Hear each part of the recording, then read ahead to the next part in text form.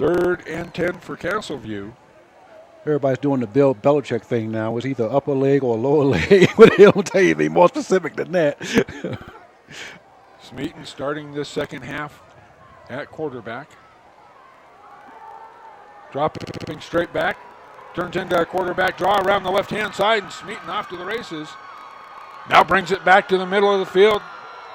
And football on the ground, stripped by Matt Curdy, and Palmer on top of it, returning it to the 35-yard line.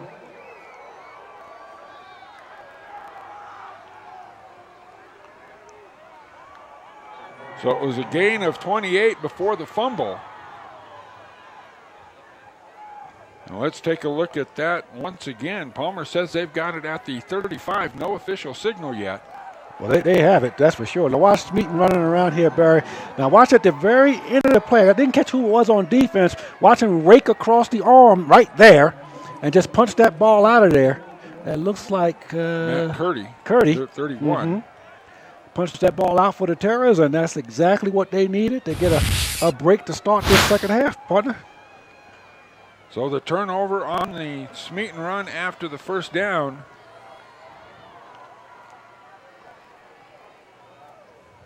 Palmer cashed on the interception. Now let's see if they can cash on this possession. 5 straight scoring possessions for Castleview. Lopez with the fake, and now the pitch on the option. And this is Josh Nelson running inside the 35. Nelson will be dropped down. Where will they spot him? At the 33-yard line. So he goes from the 32 down to the 33. It's a 35-yard pickup for the Terrors, a first down. And Palmer hitting one of those big plays we talked about in the open. Well, it was just great run blocking, and when Nelson got into the open, just great execution. Watch here at the point of attack, Barry.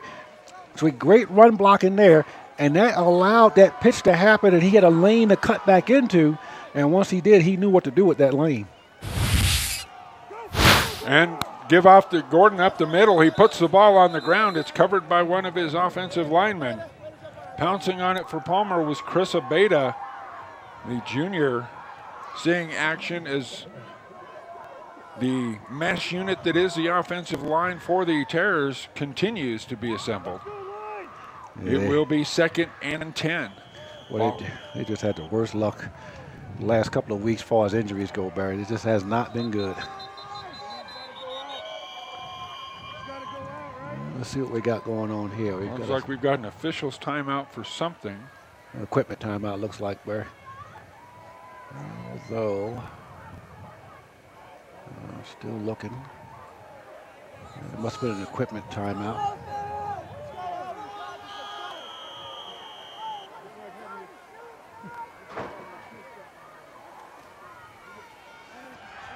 Keeper around the backside, and Gordon has to pounce on this fumble by Mason Lopez.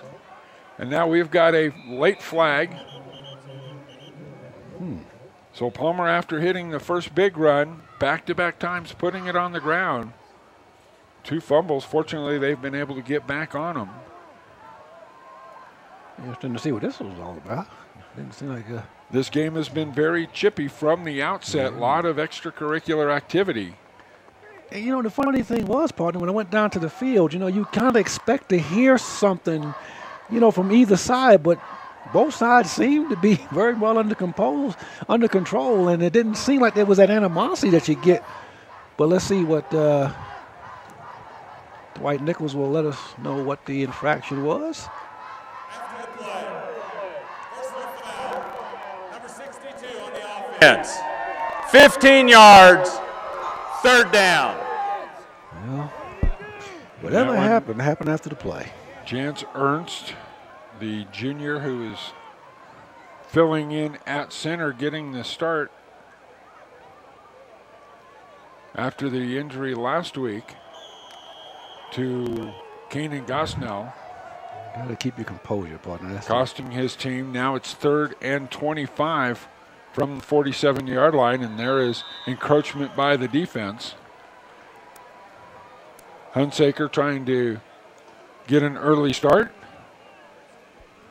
Hunsaker had an interception. Prior to the snap, encroachment, number 61 on the defense, 5 yards, remains, 3rd down. At least get 5 of those back. Well, Garrett Vidal taking the hit on that one. I think they both moved. Hunsaker got a little bit different, but Hunsaker, like you said, a defensive lineman's dream, got the interception on a screen pass, returned it down to the 5, and set up the Lennon to Strahler strike. That gave Castleview the 30-0 lead. Now Lopez trips to the right, down the seam. This one almost intercepted. Josh Nelson, the middle receiver in that set.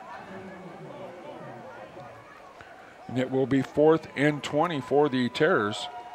He threw that ball into a lot of traffic there, partner, and I know you want to make something happen, but you also want to make something happen that's going to be good for your football team. And that one was lucky it wasn't going back the other way. Again, Palmer was moving the football, racking up first downs on their first couple possessions, got the touchdown. But since then, Castleview has made their adjustments, and this one is going to hit at the 2-yard line and have enough forespin. It will be into the end zone. It will count as a 42-yard punt for Travis Gordon, a 22 net, after the ball comes back out to the 20. And so after the fumble, Palmer unable to do anything on the offense. It'll be interesting to see what the game plan for Castleview is now, Barry. Do you want to run the football and run time off that clock out there, or do they want to throw it around a little bit? We'll see what the coaches decide to do. Well, you're 2 scores from making it a running clock. So if you just keep it on the ground, keep your hands on it, it'll be just as effective. Trips to the left-hand side of the formation. McKee comes around the corner, but this is Lennon with the keeper on the option. And he'll get ahead for what he can, pick up 4, bring up 2nd and 6 for Castleview. He hasn't run a lot tonight, partner. I expected to see him run a little more than he has. But I guess the Castleview folks will say he hasn't had to run as much tonight. We heard Ryan Hollingshead at halftime talking about how his quarterback got a hot hand. Both of them have gotten a hot hand tonight. McKee goes down in the backfield, knifing through to make the tackle. That was Alan Wilson, the 6'5 senior, making a play.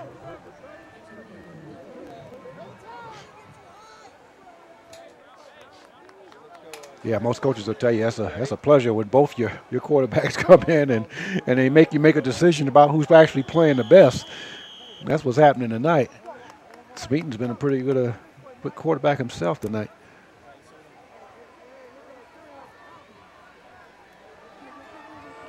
Third and 9. Lennon throws it out here in the flat to Smeaton. And Smeaton, it'll fall incomplete. Matt Curdy on the coverage. It'll be 4th and 9 for Castleview. Punting time for the SaberCats. Don't think that was a very well-designed play, Barry, because that play would not have gotten anywhere close to a first down. Palmer defensed it very well when Smeaton came out into the flat. Might have been better off looking downfield to see if he could have thrown something down the field.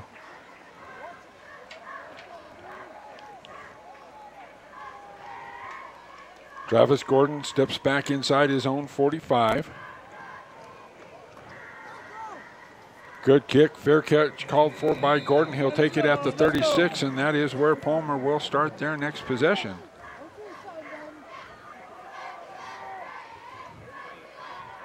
See if the Terrors try to go to a short passing game or something to loosen up that running game. And we've got a change by the Palmer Terrors at quarterback. Stratton Case will replace Mason Lopez as Case checks into the ball game. Stratton Case is 5'11" senior. Typo on the roster. Fake to Gordon. He'll run the option. Keep it himself. Hunsaker gets him low. With the assist, Caleb Geiger. Be a short gain of 2 on the play, bring up 2nd and 8.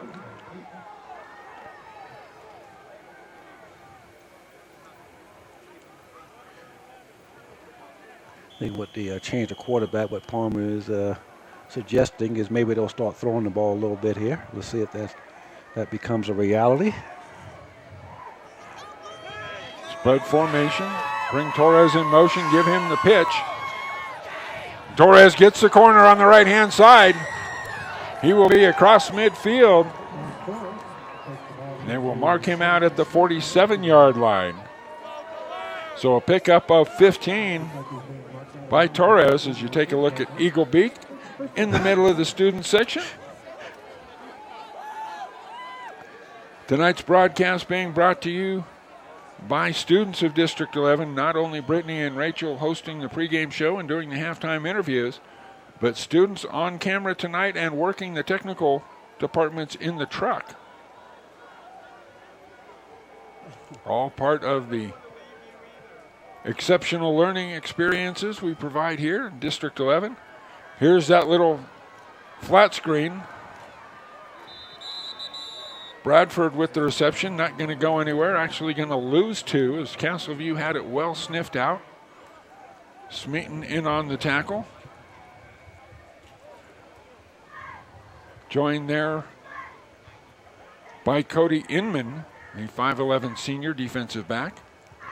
You know, you would say they're doing a good job defensively tonight, Barry, but when you're one-dimensional, it's easy for a defense to do a good job. Not to take anything away from what they are doing. They're playing some pretty good football out there, but Palmer's inability to throw the football tonight has made it very easy for Castleview to play defense. Travis Gordon spins his way up the middle. He'll pick up the 2 yards lost and 4 more, gain of 6. Bring up 3rd and 7. See, now watch they're going to watch the defense, Barry. Now watch how they just float to the football. So you got 5 guys floating to the football because they know that Palmer's not going to throw it, and they're not really concerned about them throwing the football at this point. Blake Westbecker, the 6-foot junior, getting in on the tackle. So now 3rd and 6. Stratton Case checking his armbands.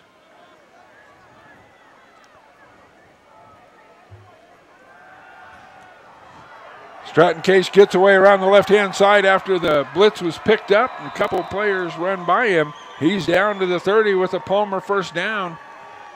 Gain is good for 13 and another Palmer first down. That's called making a good decision, Barry, when things start breaking down on you. Watch what happens when he drops back to pass here. The Castleview rush, he didn't even have time to set up before the rush is there. So he made the decision to go to the left, got outside, and got ahead for that first down. That's a good decision by a young quarterback. Reverse bone now. Case on the option to the right-hand side. He'll sneak around Clemens, put his shoulder down underneath, get what he can, pick up 3 inside the 30. Will bring up 2nd and 7. And that last play, Castleview was bringing the blitz to pick him up. Mm-hmm. Like you said, on the replay, he had no chance to set his feet and think about it. At all.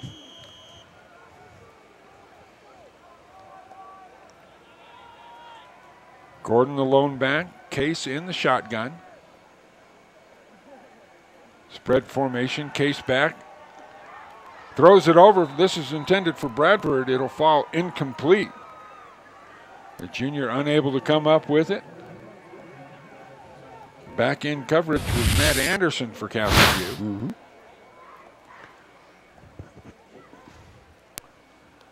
So it will be 3rd and 8. 4 minutes to go here in the 3rd quarter from Gary Berry Stadium. Barry Reed, Walter Johnson, Rachel Wolf, Brittany Brooks bringing you tonight's action. Kay sends trips to the right side. Delayed give to Gordon. Gordon's going to get back to the original line of scrimmage. It will be 4th and 8 for Palmer. Trouble on the snap in the shotgun. And after picking up a couple of first downs, Palmer stalls once again offensively.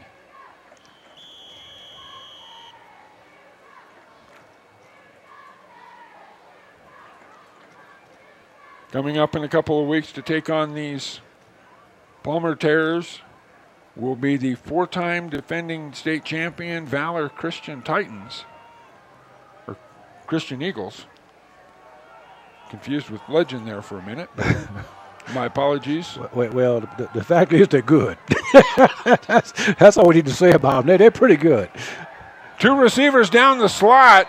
Confusion as Curdy was down there with Josh Nelson. They were running side by side, and I think the confusion caused the incomplete pass as Nelson was unable to hang on to it. So Palmer had the play called, just did not execute it, as 2 receivers had the same seam route. Palmer turns it over on downs, just under 3 minutes to go here in the third quarter.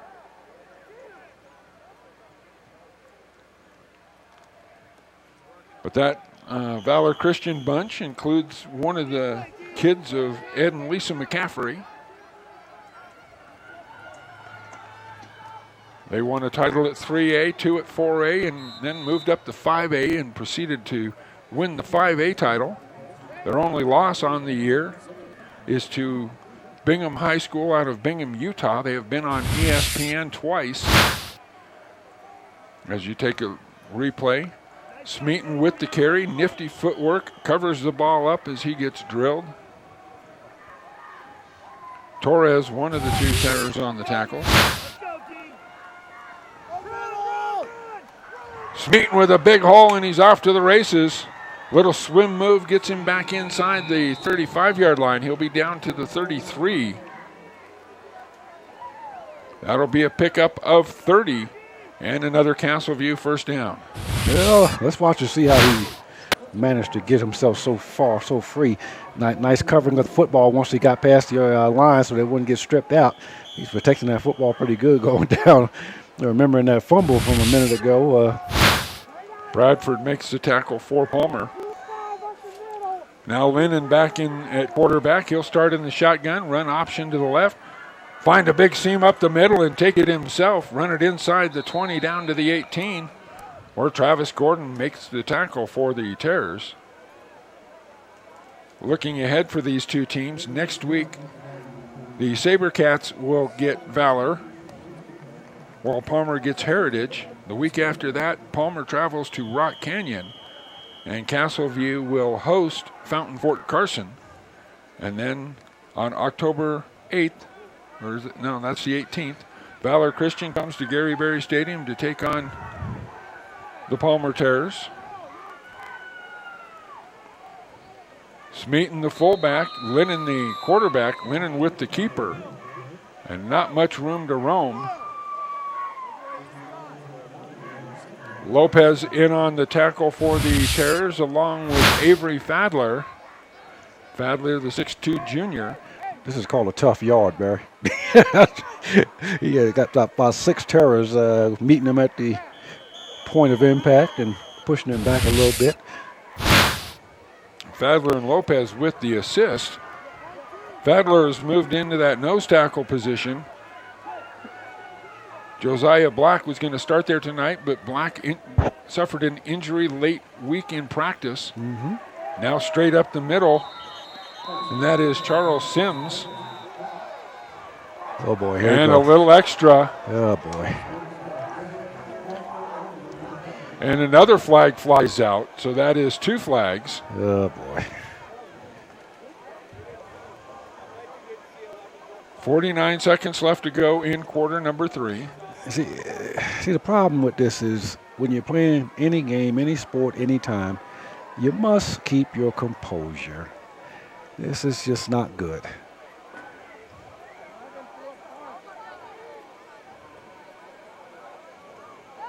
Let's see what the call is here. After the play, unsportsmanlike, White, number 33. After the play, unsportsmanlike, 32 on the defense. Penalties offset after the down. The down counts, third down. Now, can I vent for a second? The one call it just gets me to cringing is that offsetting stuff. Somebody did something. Now, we don't know if the kid said something later on or whatever, but the first guy usually can get away with it, and the second guy gets penalized. It's just something about that offsetting thing that bothers me. Now, I'm not saying they did anything wrong here. I'm just saying it just bothers me. Smeaton with Geiger and McKee in the backfield. Tipped away by Austin Lopez. Oh, wait a minute now. Pass intended for David Wilson, the 5'8 senior, off the left-hand side. Okay, now we got a flag. Now we've got a flag at the 20-yard line. That's for roughing the quarterback, Barry, but I wonder if the tip ball doesn't take that away. And apparently not, because he's going to call it. Personal foul. Roughing the passer, number 12 in the defense. Half the distance to the goal. Automatic first down. Okay, now what? You won't see the ball being there. good. Oh, yeah. Oh, well. There's a hit by Mason Lopez into the back of Trevor Smeaton. Yeah, even if the ball was tipped on that, you can't let the guy have 2 steps and hit the quarterback. That's just not gonna work. So it will be first and goal at the 8-yard line for Castleview. Geiger and McKee in the backfield. Smeaton drops back to throw out into the corner and just over the head of the intended receiver. That was Blake Wiesbecker, the 6-foot junior. There's a case where Westbecker went in motion and nobody from Palmer picked him up, so the throw was there. Yeah. And Smeaton just a little bit too strong, a little bit too high. Mm-hmm. It'll be second and goal here from the 10. He was lonesome, partner. He was out in that end zone all by himself. Double tight end formation. Now bring the receiver in. Run option to this side. Smeaton in trouble. And he will be brought down by Austin Lopez. We do have a flag at the 10. I believe that's going to be holding on Castleview. There is the indication. So this ball will come back, and it'll be third and goal from the 19 now. Good eyes, partner. You might be an official. We might be able to get you down there in some stripes. As tall as I am, stripes would only make me look taller. 13 seconds before the half and the explanation of the hold. Number 25 of the offense. 10-yard penalty from the spot of the foul. Remains second down. So second and 19. Scoreboard got a little bit ahead of things. We're showing third down. Probably the last play of the quarter, too, partner, because we may not even play this quarter as they start the clock. We're inside of 10 seconds. Castleview not in any hurry to get one off. They won't even break the huddle before the end of the quarter. I just noticed that the wind died down, too, partners. The flag is limp out there in the north end zone. I'm not sure how many times I've seen that up here at the old stadium. Well, when I walked down to the truck at halftime, I know how cold it was before the game. Yeah. Because of the lack of the wind, it was actually pleasant for a late September night walking back to the truck. Yeah. We have played 3, Castleview 36, Palmer 7, so neither team able to get anything going in the third quarter, but Castleview will be inside the red zone starting at the Palmer 19, second and goal from there as we get ready to get the quarter going. We'd like to once again thank Louie's Pizza for providing dinner for the student volunteers and production staff bringing you tonight's broadcast. Louie's Pizza is a longtime supporter of School District 11. Call one of Louie's 5 locations to find out more about their Straight A program, rewarding students with free pizza for their academic achievements. Our thanks again to Louie and all his staff at Louie's Pizza for all they do for the students of School District number 11. Second that. And a chance to tease some future programming. We will have our third community book talk on the District 11 channel, hosted in the boardroom as Smeaton in trouble. Now works his way out, sets and fires across, and this one's going to be intercepted by Matt Curdy. Curdy out across the 15, close to the 20 before he's driven out of bounds. But Matt Curdy with the interception. That is his first interception of the year for the 6-foot senior. And a nice return out close, though. No, give him the 20-yard line. See, when you're playing safety barrier, here's your responsibility. Watch the quarterback, see where he's looking, and float to that area. Curdy did just that, stepped right in front of a receiver who thought he was wide open for a touchdown, and got that interception for Palmer. That's just a good job of playing safety back there. Second interception for Palmer tonight. The last one they intercepted, they turned into a touchdown. I think Curdy may have cramped up, too, after that play, Barry. Stratton Case with the late pitch, puts it on the ground, and Palmer turns it right back over. Trying to get, I believe it was Torres on the, Juan Torres. And that's the danger of the option. You want the defensive end to commit and take the quarterback, and the quarterback make a good pitch out to the running back. That was a case where the pitch was a little bit too late and errant. So after the interception, Palmer turns it right back over. Basically, the two plays turn into a loss of 2 for Castleview and a first down. But the key is the first down. So 1st and 10 from the 21 for Castleview.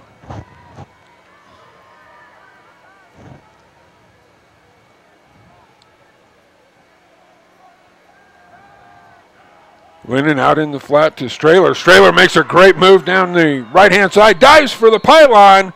He'll step out of bounds at the 2. It'll be a gain of 19 and set up 1st and goal for Castleview. To watch this move and tell me what this reminds you of. Now watch, he catches the ball here.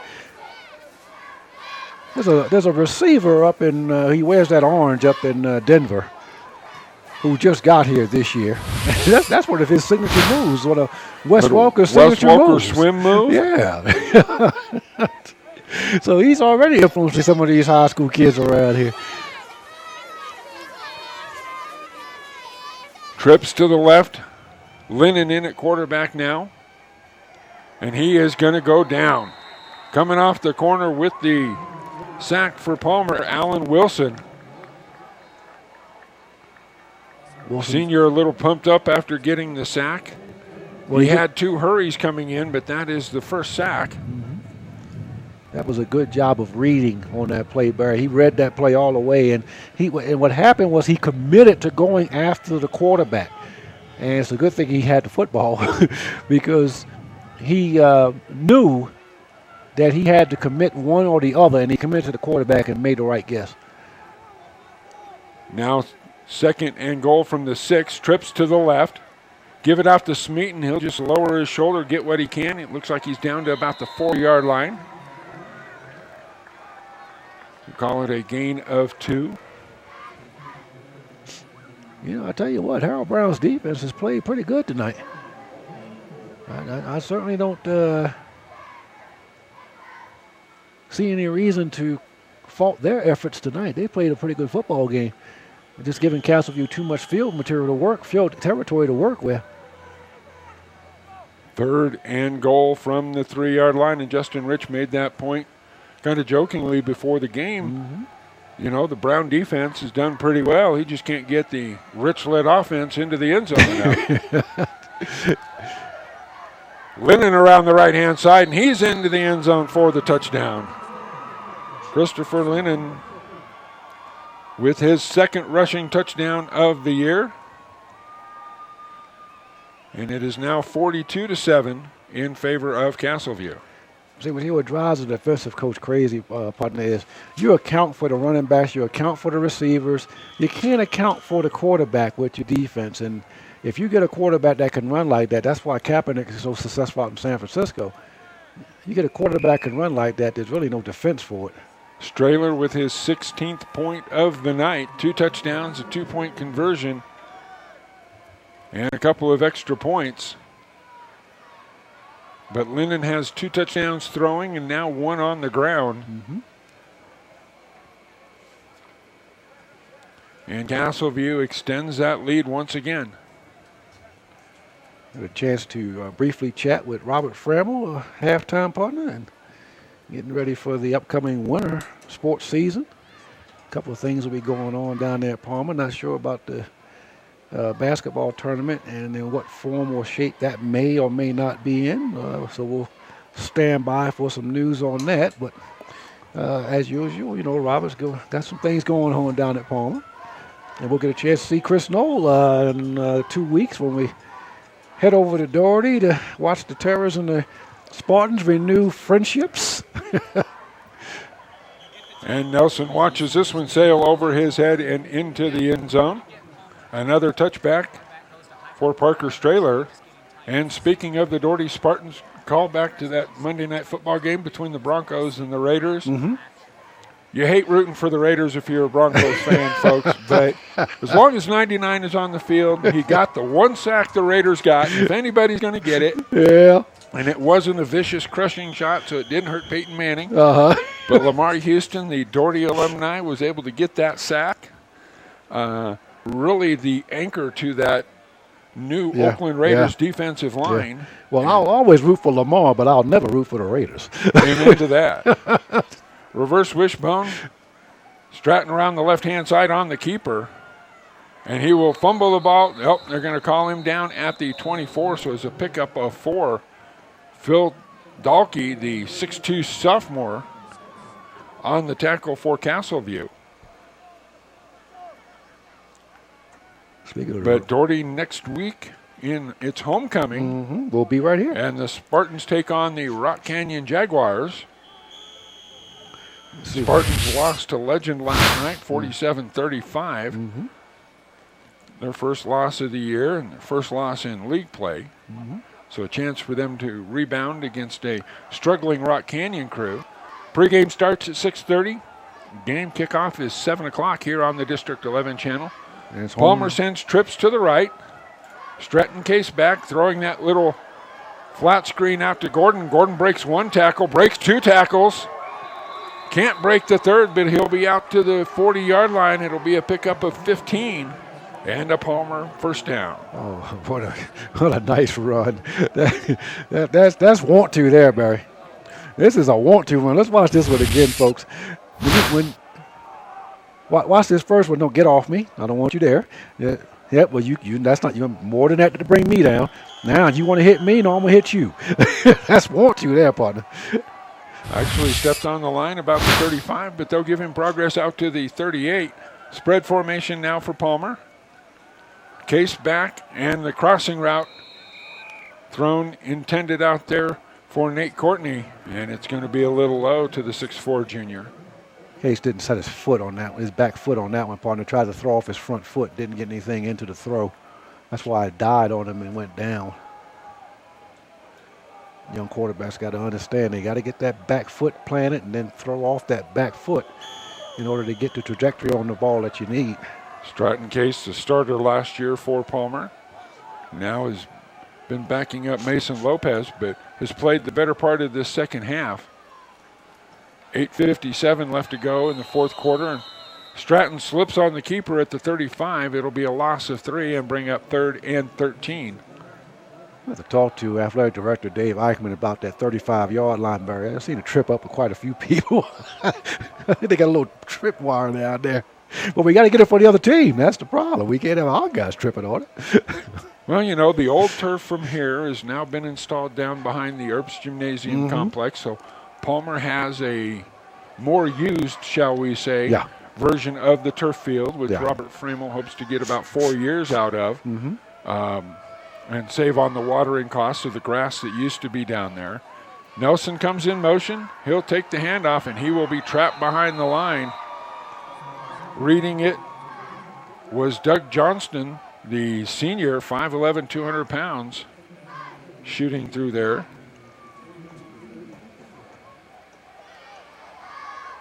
And it will be 4th and 15. Travis Gordon on to punt.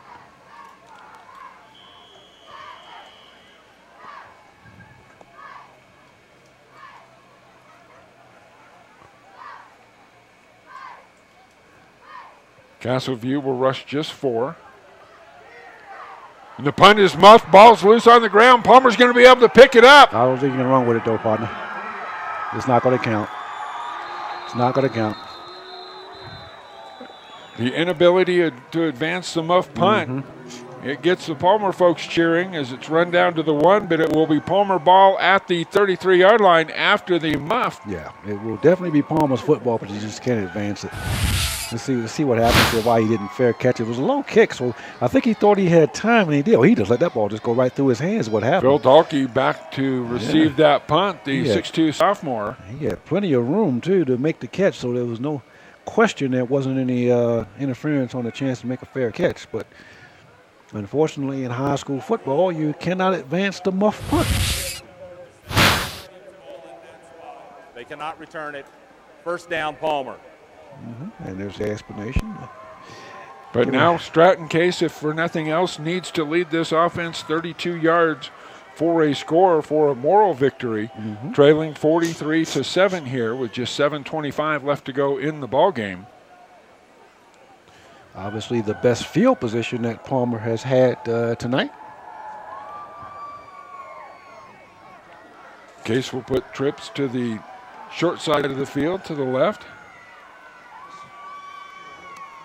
Here's a quick pitch to Bradford. Bradford gets the corner. Spins inside the 20 down to the 18-yard line before he's brought down. Nice run by Bradford. Gavin Wiley, the 5'11 junior, in on the tackle, as is Zach Brosley, the 6'3 junior. Watch Bradford get around the corner here. They're right there. Might have been a little holding, but got away with it. Once that tackle wasn't made, Bradford had a chance to catch the corner, and he did, and got ahead for a first down for the Terrace. A couple of the starters in for Castleview, but a lot of substitutions going on in that defense. First and 10 from the 18. Nelson comes around the corner, but Case is going to run option left and be trapped for a short gain, maybe gain of 1.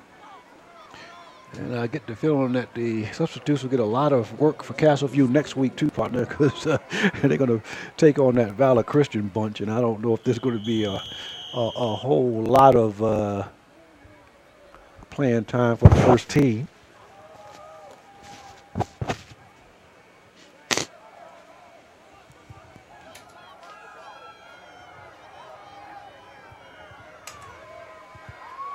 Trips to the right now for Palmer on 2nd and 9.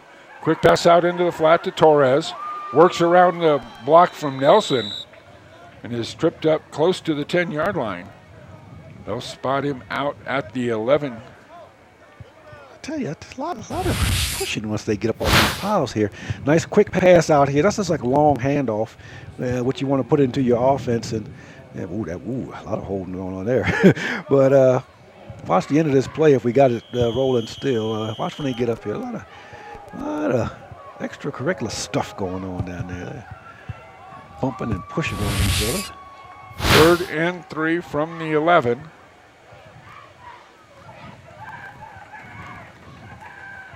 Case decides to turn it around on the option, and he is going to get stuffed up. Making the tackle is Doug Johnston. Senior making another play as he is in on that defensive line in substitution. Approaching the 5-minute mark here. Castleview in complete control. Palmer did lead this game 7-0 early in the first quarter, but since then it has been 43 unanswered by the SaberCats. Yes. And Palmer gave them about 21 of those on turnovers too. Reverse bone. Nelson comes in motion. We're going to have Castleview across the line again. This should be an automatic, or this should be a first down on yardage for Palmer. Yep, first down Palmer. First and goal at about the 8-yard line. Thank you very much. Prior to the snap, encroachment on the defense, 5 yards, first down.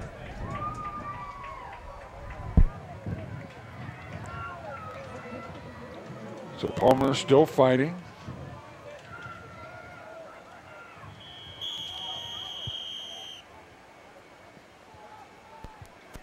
coaches like to see too, partner. They like to see teams playing. Don't worry about what the clock says. Just continue playing football until the officials tell you that you can't anymore. And of course, our Week 10 action will feature these Terrors and the Doherty Spartans. Now there, I expect to see a little bit of pushing and shoving. Trips left, bring Nelson across the formation, load him up with the blocks, and get him down to the 2-yard line. Pickup of 6 on a good run by Josh Nelson. Of course, we see the Spartans next week, trying to get win number 5 on the year. Currently standing at 4-1. Good luck to the Coronado Cougars as they look for win number 6 this week, and if they get it, it'll be the most wins the Cougars have had in a single season since 1997. Oh, go Cougars. And then before that, it was 1991 before there was a 6-win season. Go Cougars. We'll see them in a couple of weeks, I believe. And of course, the best season for the Cougars, I believe, was 1983 when they won 10 games. And we're second place in the 3A state. Give it to Gordon around the right-hand side. He's going to find the going a little bit tough.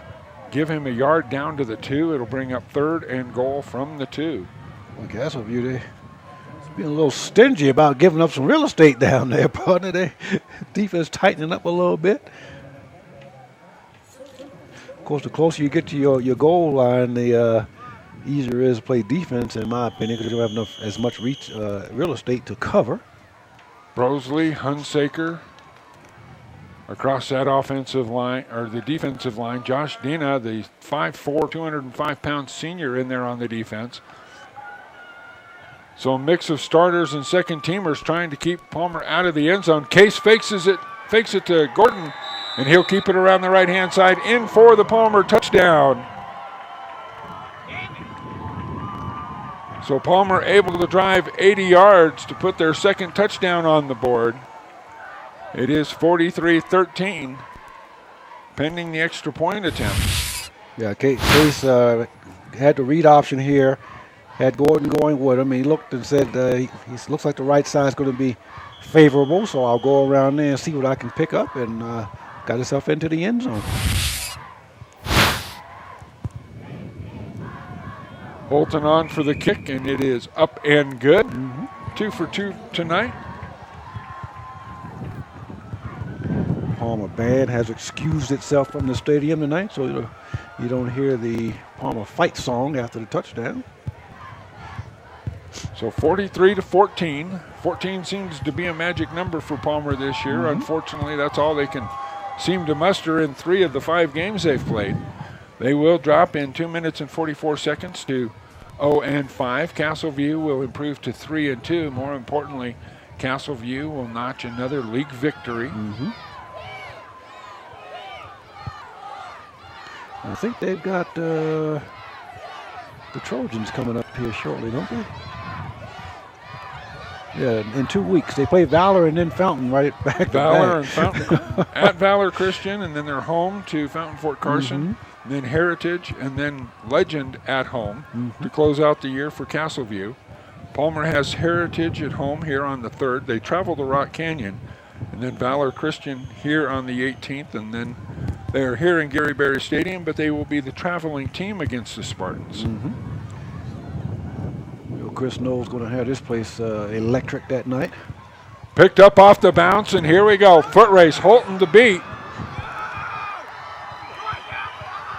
Holton does a good job of turning him back inside and then gets help and drags him down at the 10. That looked to be Sawyer Kitchings, the 6'1 sophomore. We have an injured terror, Barry. No, just winded. Take a look at the replay as once again the SaberCats special on special teams. It was a short kick, and he got a favorable bounce right into his hands, that partner. And once you do that, that timing gets thrown off by your return team.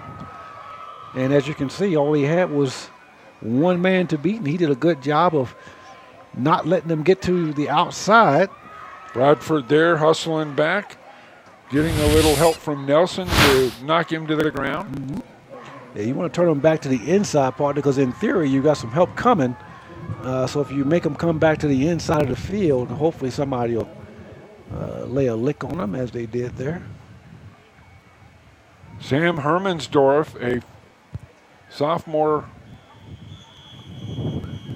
I want to confirm that number. It looks like, oh, it's Trenton Roman, number 9, not number 8. My apologies. 6'1 sophomore, 170 pounds. 0 for 1 passing and limited playing time this year. But he is in here in the final 2 minutes of the game, double tight end formation. In the eye, he'll keep it around this near side, and he'll be dropped for a loss. Loss of 1, back to the 10.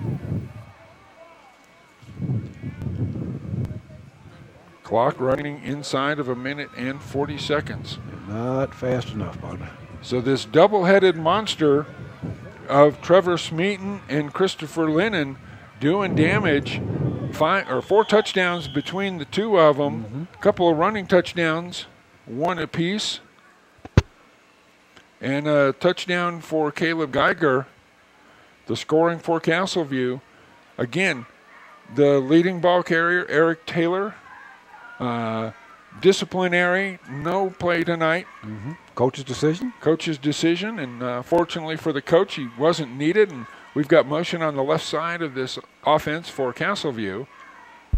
So Eric Taylor had to prior to the snap, sit and watch.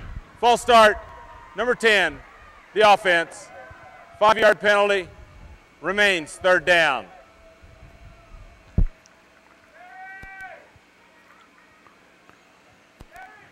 Yeah, I'm looking at the Palmer Terrace here, Barry.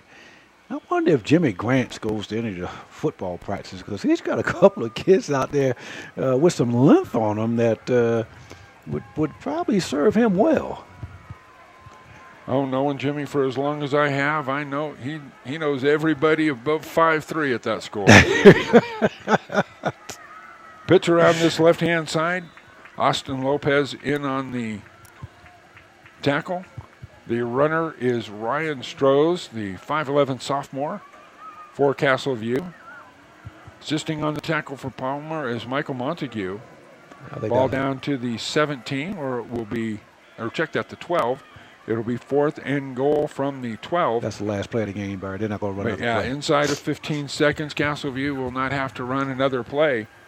And that will be the ball game. Palmer falls to 0-5. Castleview improves to 3-2, picking up a crucial victory. Again, Castleview finished league play 4-2 and made the playoffs for the 4th straight year last year. But work to be done after a promising start. It was 43 unanswered points by Saberview, and they will leave with a 43-14 victory over the Palmer Terriers here at Gary Berry Stadium. For my partner Walter Johnson, for Brittany Brooks and Rachel Wolf, our pregame and sideline reporters for this evening, and for the students working cameras and the technical side back in the truck and the staff of the Media Production Services Department, I am Barry Reed. Have a great weekend, everybody.